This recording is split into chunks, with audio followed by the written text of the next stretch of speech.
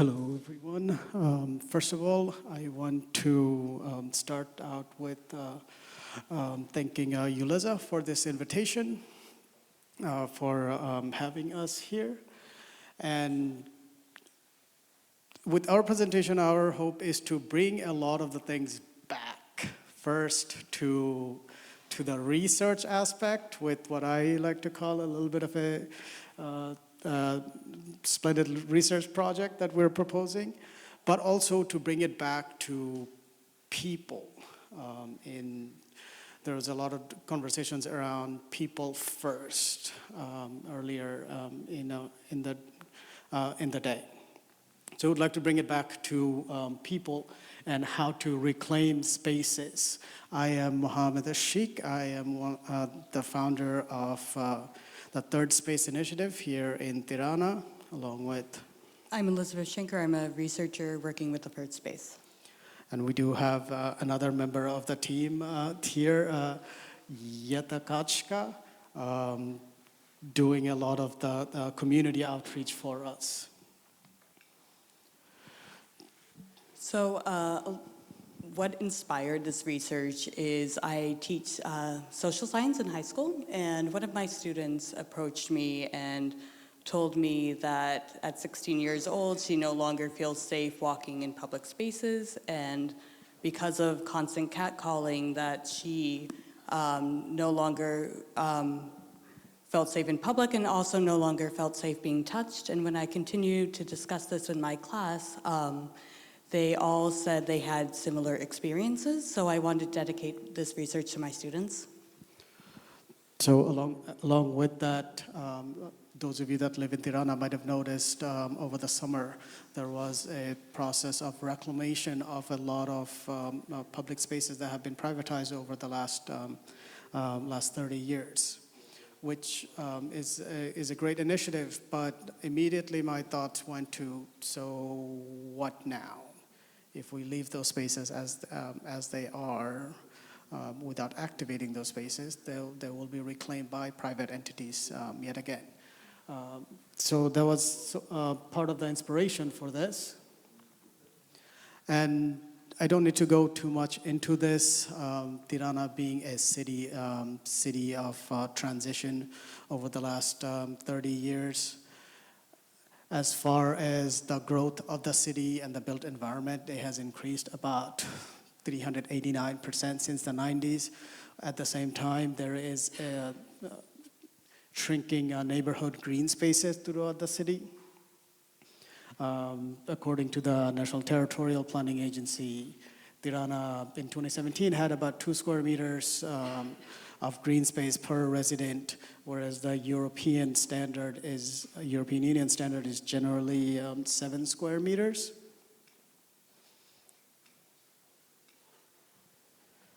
We also want to ask who shapes public life. So how can feminist and democratic approaches to urbanism help communities reclaim agency in reshaping public space, as well as operating between top-down enforced transformation and tokenized participatory planning? Is there another way? That may be somewhat of a continuation of the conversation that Professor Gustav started last night at the GIZ talk. This is just a photo of a public space that I really enjoy, where the community is really active. Women have experiences in the city of facing 40%, according to a UN report in 2018, 40% of Albanian women reported harassment in public spaces. Universally, most gender-based violence occurs at home. But there is the perception that living in cities, public spaces are more dangerous, and occupying those spaces are dangerous for women. So as you've heard during the panel earlier of the gendered city, perception is being a big topic for planners and urbanists to try to discuss. So I'd like to move on to a little bit of discussing about third places, the inspiration for the name Third Spaces. It's The idea of third places was coined by Oldenburg in their book in 1989 to discuss areas outside of your home being your first place and areas outside of your work being your second place. Where do people gather to connect, to build community, to stay in touch with each other? And he theorized the third places. And since then, one of the co-writers of that book in 2025 has updated this theory to discuss how third places can also be used to fight isolationism that is prominent in a lot of a lot of cities around the world, but also how we can fight sectarianism or division within communities and people. But this idea also, I believe, resonates quite well with the ideas of Right to the City by David Harvey, where Harvey theorized that these third places are not merely neutral, but these spaces can be for to empower people, for resistance and for collective agency of the community that live around. These third places can be where citizens assert their right to shape their urban life, their right to the city. And to go back to what the Third Space Initiative in Tirana does, we are a multidisciplinary platform for grassroots urban experiments, trying to do small little experiments to activate life within the built environment, within the streets, within the neighborhoods. And this is one of my favorite examples of people using that, using a space that's not necessarily meant for socialization. Or this. Feminist criticism wants to point out that third spaces are beyond physical places. They are cultural, they are historical, they are social.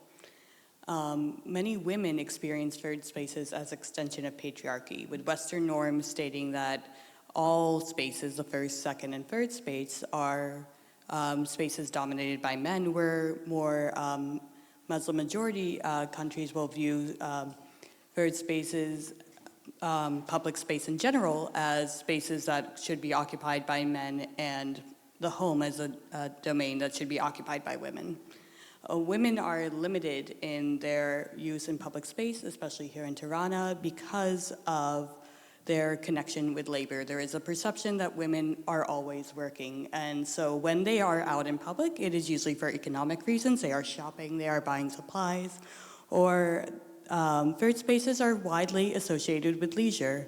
We can see in the city there's a lot of old men playing dominoes or chess in public, and you do not see the same with men, because women are generally excluded from leisure in general. So understanding what third places are, and understanding the criticisms of those said spaces and how we design and build our environments, I would like to now propose somewhat of a theory of moving beyond participatory urbanism, which often tokenizes residents, citizens, which often gatekeeps where residents would have to be invited rather than feel empowered to voice their opinions, where residents are treated as more of as merely consultants. Participatory urban planning often is top-down in disguise and instrumentalizes people and their voices. Alternatively, keeping some of the feminist criticisms in mind, we would like to propose a more democratic urbanism that centers agency and direct involvement, that doesn't invite people just to come and have their voices, but to actually take ownership and exercise their right and their power to determine what their built environment looks like. And from a feminist point of view, this would also be more inclusive and redistributing the power that built environment sort of imposes, as well as being more grounded in the lived experience of the residents in each neighborhood of a given city. And this democratic urbanism in practice would enable more inclusive, more resilient, more sustainable third spaces to be developed within our cities. And I really just love this photo of people gathering their chairs and just playing dominoes in the Combinat, I believe. Okay, as a test, we've launched a pilot survey. Our survey was digital, and we had 65 respondents. 43 of those were women, 21 men, and 1 did not specify gender. We looked to find out people's perception on the city across 3 categories: gender, environment, and youth participation. So it showed a marked gendered difference in perceptions of safety across the city. And to continue our work, we need a higher sample size to be representative. So we're hoping to reach around 2,000 participants in the future, which would require more field interviews and greater geographic representation. So this survey was more of a test of what could be possible to see and also to gather interest of residents and policymakers and other actors. Okay. In terms of safety, we asked if women avoided specific places to stay safe. We asked all participants, and when we filtered by gender, women 60% of the time said sometimes or always avoided certain spaces, where men responded mostly, rarely, or never. We asked if all participants, if they experienced, witnessed, or harassment. Women nearly half experienced or witnessed harassment, where men replied mostly no, or they only witnessed harassment.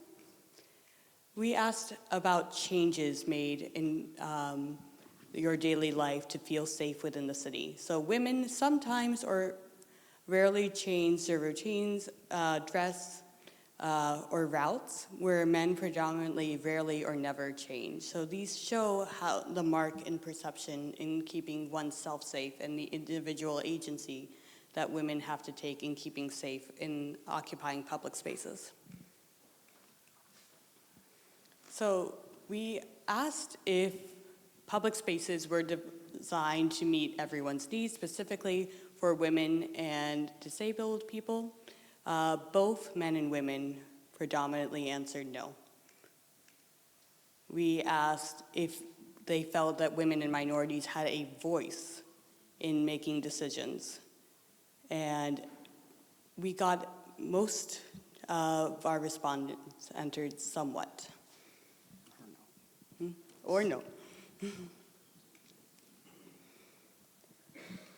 I think what's the strongest argument towards our model of democratic urbanization is we asked if participants of the survey were interested in initiatives that would improve both safety and inclusion.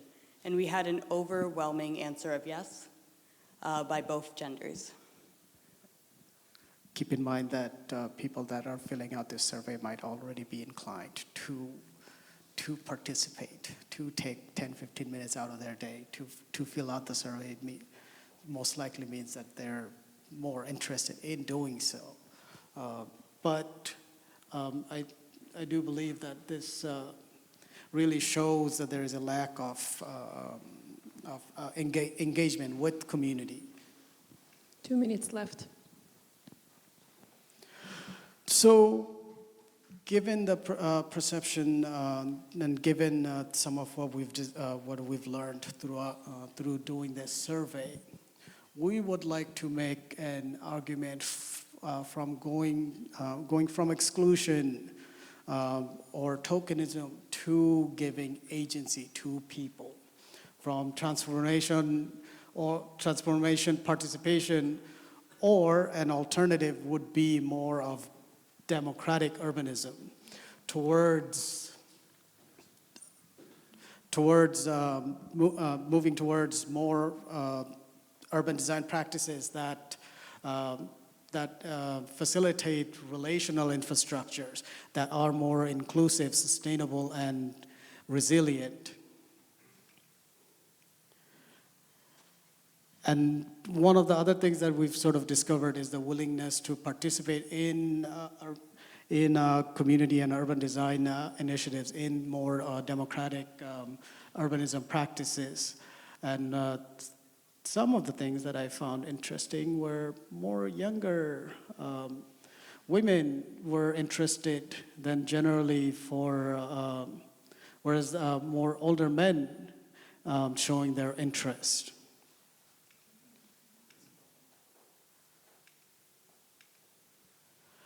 But to conclude, reclaiming third spaces, I would like to point out that people generally are wired for relations, to gather, to discuss, to spend time without necessarily feeling like you need to spend. We can and we must envision a different way of doing urbanism, a different way of building cities, a different way of building Tirana. And the Third Space Initiative is proposing these experiments in building inclusive public spaces.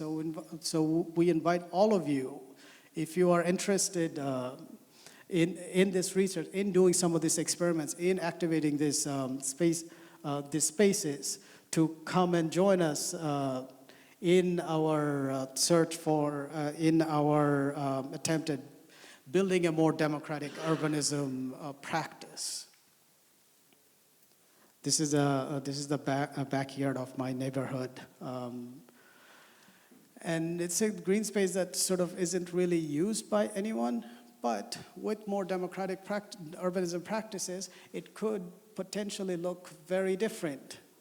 This is just an AI-generated image, but I think it sort of goes along with the theme of the day. It could look vastly different with more engagement, with more ownership of the residents, if people feel like their needs are met and that they are encouraged to take ownership of their built environment. So we invite all of you to come join us in our initiative. Thank you, everyone.